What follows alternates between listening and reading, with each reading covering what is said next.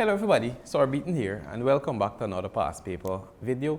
In this video I will be tackling a tricky simultaneous equation question. So let's head straight into this question. So it says solve the pair of simultaneous equations and you have 2x plus y is equal to 7 and x squared minus xy is equal to 6. And this question was worth 4 marks. So the reason why it was worth 4 marks because it requires some amount of work. So the first thing let's call this equation 1. And let's call this equation 2. So what we can do, the whole aim, the whole objective of solving simultaneous equations is to put one equation into the other. So what we can do, if we look at this equation, we see y here is, y has a variable of 1 or y is by itself. So we want to make y the subject here. So we make y the subject, we'll have y is equal to 7 minus 2x. It's 2x, when we take it over it will subtract. So we can call this now equation 3. So we already use equation 1 to get equation 3. So what we can do now, we can take equation 3 and we can substitute it into the equation that we did not use as yet, which is equation 2. So wherever we have y, we will replace it and put 7 minus 2x. So we'll have now x squared minus x multiplied by 7 minus 2x is equal to 6. And now we can simplify this and work this out. So we'll have x squared and we distribute this negative x. So negative x times 7 would be negative 7x. And negative x times negative 2x would be a positive 2x squared. And this is equal to 6. So now we put all the like terms together. And let's bring over everything on this side of the equation. So we'll have x squared plus 2x squared, you put in the like terms together, minus 7x, and then we bring over this 6, it becomes minus 6 is equal to 0. So we move with the sign in front. We always move with the sign in front. So x squared plus 2x squared would be 3x squared minus 7x minus 6 is equal to 0. Now to solve this further, we have a quadratic equation. Now we want to go ahead and solve this. So let me draw down a line here. So I will use the AC method. I will factorize it first and then I will solve it. So to use the AC method, let me put a box here. So we want a times c. So we see a, first of all, is 3. So this will be 3 multiplied by c, which is negative 6. That is equal to negative 18. So now I want two numbers. When I multiply it, I must get this negative 18. When I add it, I must get this 7. So let me think.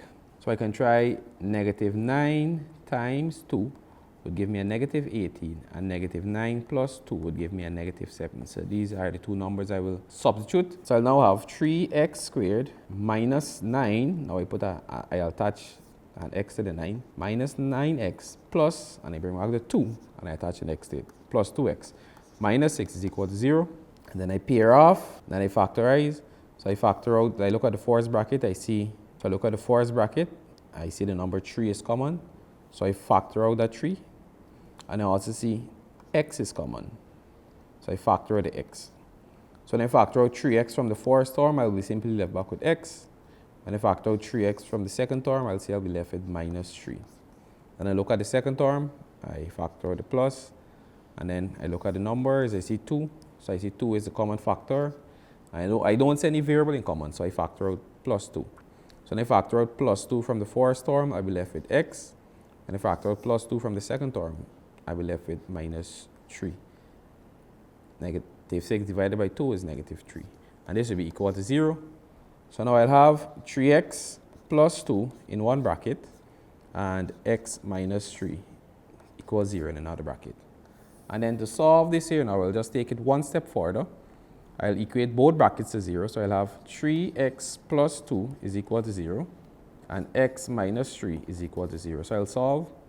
So this will be 3x is equal to, take over this 2 to become minus 2. And x will be equal to, take over the 3 to become negative 2 divided by 3. So that is the value of x for that one. And then here we'll have x is equal to minus 3. When I take it to become plus 3, so x is equal to 3. So I have my two values for x. Of course, that is not the answer to the question. I have to find the value for y because I want to solve, and I have to solve for all the unknowns. So I have equation 3 in which y is already the subject, so I can find the corresponding value for y for both of these x's. So I'll say I substitute x equal negative 2 over 3 in equation 3. So I'll have y is equal to 7 minus 2 times x, which is negative 2 over 3. This is y is equal to 7 minus, so I can say 2 times negative 2 will become a negative 4 over 3. So this 2 here will cancel out and become a plus. So I have y is equal to 7 plus 4 over 3, and this will give me 25 over 3. So y is equal to 25 over 3 for that one. And then I have x is equal to 3, so I'll substitute x equals 3 in equation 3. So I will have y is equal to 7 subtract 2 multiplied by 3. So y is equal to 7, 2 times 3 would be, we have minus 6. So y is equal to 1. So I can therefore say when x is equal to negative 2 over 3, y is equal to 25 over 3. And when x is equal to 3, y is equal to 1. And of course, I want to double check to make sure my answer is correct. So what I can do, I can substitute. Let's try this one here. I can substitute this into both equations. So I can say, instead of 2 times x, I'll have 2 times negative 2 over 3 plus y, which is 25 over 3. So this will be negative 2 times negative 2 will be a negative 4 over 3 plus 25 over 3. So that would give me negative 4 plus 25 would give me 21. 21 divided by 3 would indeed give me 7. So that is 100% correct. And you can try it for the second one as well, and you should get 6. And let's try it for the second one. So I have x, which is negative 2 over 3 squared, minus negative 2 over 3 multiplied by y, which is 25 over 3, and this should give me 6. So when I square negative 2 over 3, I'll have 4 over 9, subtract negative 20, negative 2 times 25 is negative 50 over 3 times 3 is 9. So when I add the negative, 2 negatives to turn into a plus. So 4 plus 50 would be 54 over 9.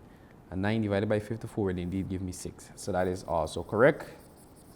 And you can do the same thing for these two, and you see they will correspond. So you want to check to make sure your answer is correct so that you have all your marks. So with that, this has brought me to the end of this video.